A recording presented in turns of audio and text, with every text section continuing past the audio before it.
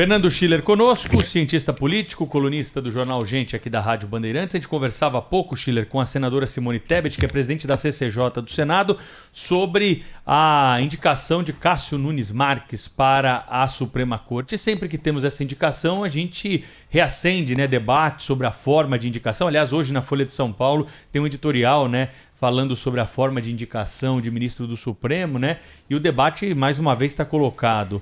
O problema não está na sabatina, na forma, como há a inquisição ali dos senadores, naquele que é escolhido pelo presidente da República, Schiller, muito mais do que na forma. Qual que é a tua opinião sobre isso, hein? Muito bom dia.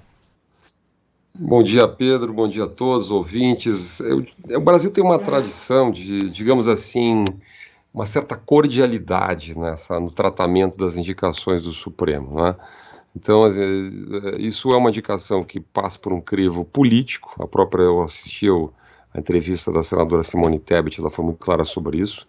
É um julgamento muito mais político do que jurídico. Aliás, é assim em geral, nos Estados Unidos é assim também, quer dizer, você tem a posição do Partido Republicano, a posição do Partido Democrata, não é um crivo jurídico. Vamos pegar, se a gente analisar o currículo, a formação, a história do desembargador Cássio Nunes Marques, condições jurídicas para assumir essa função no Supremo Tribunal Federal, ele possui. Você pode ter divergência com as posições, as opiniões do desembargador. Você pode ter também algum incômodo com alguns erros ali, ou fraudes, cada um pode analisar do jeito que quiser no currículo dele, mas cá entre nós, é preciso ter uma coisa chamada senso de proporção, Pedro? Quer dizer, você colocar pós-graduação, pós-grado, ou colocar um curso que não foi exatamente naquela data, ou ter uma dúvida sobre a autenticidade de alguns trechos da dissertação de mestrado, nas condições que isso aconteceu no caso do desembargador, a mim parece que não é uma razão suficiente para uma rejeição da sua indicação ao Supremo Tribunal Federal. Acho que era muito diferente o caso do ex-ministro da Educação, professor Decotelli. Me gente analisou na época, ali houve de fato digamos assim, um problema bastante mais grave no currículo. Nesse caso, tem um problema de proporção. Houve realmente equívocos aí no currículo, mas não me parece o próprio parecer, na CCJ diz isso. Então, eu diria, poderia se imaginar que a sabatina fosse mais pesada, mais incisiva.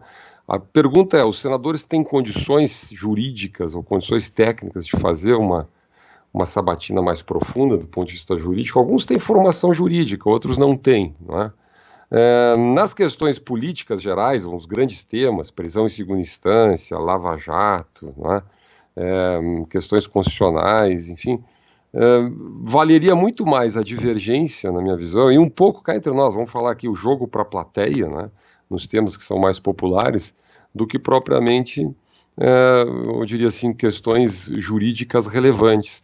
A vida de um ministro do Supremo Tribunal Federal é uma vida longa. O desembargador Cássio Nunes Marques tem 48 anos, ele vai ficar 27 anos. Aliás, vamos fazer a conta, 27 anos no Supremo Tribunal Federal. Quer dizer, quanta coisa ele vai votar? O Supremo vota agora todo dia, praticamente, todo dia útil, de decisões do Supremo, os mais variados temas. Como é que você pode imaginar que numa sabatina toda essa temática, ou parte relevante dela, vai ser questionada, Então, e também não acho que, por exemplo, se o desembargador é a favor ou contra a prisão em segunda instância, deva definir a sua ida ou não para o Supremo, Se o senador é a favor ou contra a criação do juiz das garantias, por exemplo, ou o senador é a favor ou contra esse tema que nós estamos discutindo agora, essa semana, a possibilidade de afastamento do mandato de um parlamentar ou não. Você imagina os temas econômicos, por exemplo. O desembargador fez uma visita às confederações empresariais, as mais importantes, comércio, da indústria, garantiu, por exemplo, a ideia de segurança jurídica, manteve seu compromisso com a regra do teto. Mas cá entre nós, Pedro, por que um ministro do Supremo Tribunal Federal tem que afirmar sua posição a favor da regra do teto? Eu, particularmente, sou favorável à regra do teto, acho que ela é uma âncora fiscal importante para o país.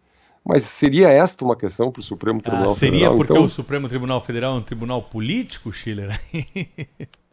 Pois é, esse é o ponto. Eu estou aqui fazendo o advogado-diabo, quer dizer, eu sou inteiramente favorável, tu sabes bem, a regra do teto, acho que ela Eu é sei. uma coisa importante, positiva que aconteceu no país. Aliás, está segurando a barra, né? Está segurando esse juro baixo aí, essa inflação dentro do controle, alguma credibilidade fiscal do país. Tá? Eu me pergunto assim, se uma posição sobre esse assunto deva pautar uma escolha de um ministro do Supremo Tribunal Federal. Imagina que ele diga, olha, eu vou analisar isso com mais calma.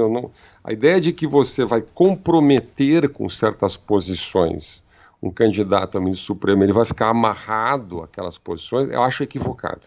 Né? O ministro do Supremo Tribunal Federal não é um representante popular, ele não tem que ter um programa de mandato e dizer, olha, eu me comprometo com 10 pontos aqui, sempre votar a favor da regra do teto, sou a favor da reforma trabalhista, sou a favor da reforma administrativa, sou a favor de flexibilizar a estabilidade do emprego.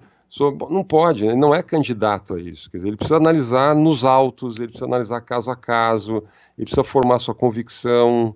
Né? Então, quer dizer, por isso que ele tem estabilidade no emprego, por isso que ele tem lá, né, ele vai até os 75 anos, tem um mandato, né, um mandato permanente. Enfim, eu concordo inteiramente contigo que a sabatina podia ser mais longa, mais incisiva, mais criteriosa, menos politizada. Mas eu diria assim, não sei se resolveria muito, sabe? Eu não acho que eu acho que assim, eu acho que uma análise básica das condições jurídicas, ou seja, do currículo, da história, da formação de um candidato ao Supremo Tribunal Federal já basta, quer dizer, é o ponto suficiente. Ô, Schiller, Nós tivemos hoje... casos aí no passado. Oi, desculpe. Nós tivemos casos aí no passado recente que a minha impressão é que esses critérios não eram atendidos. Vamos deixar claro aqui. Ô, Schiller, e hoje o plenário do Supremo deve confirmar o afastamento do senador Chico Rodrigues, o senador que escondeu dinheiro nas cuecas. Essa seria uma pergunta interessante também para se fazer na sabatina do Cássio Nunes Marques, né?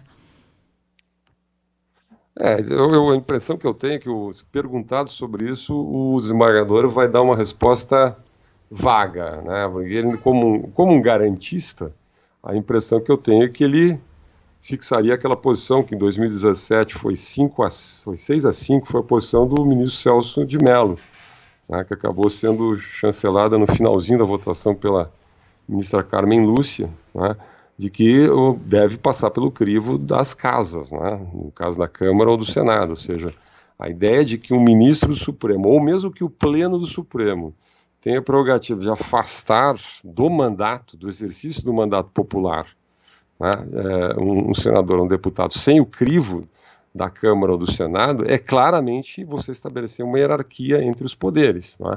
A Constituição, lá, artigo 55 basicamente, que 53, 55, claramente não fala em afastamento a Constituição, né? Mas perda de mandato, prisão, ou seja, ela protege o senador. Digamos assim, o espírito da Constituição é quem administra, quem comanda, quem determina, quem arbitra sobre o cumprimento do mandato ou aquilo que afeta o cumprimento do mandato é o parlamento, né?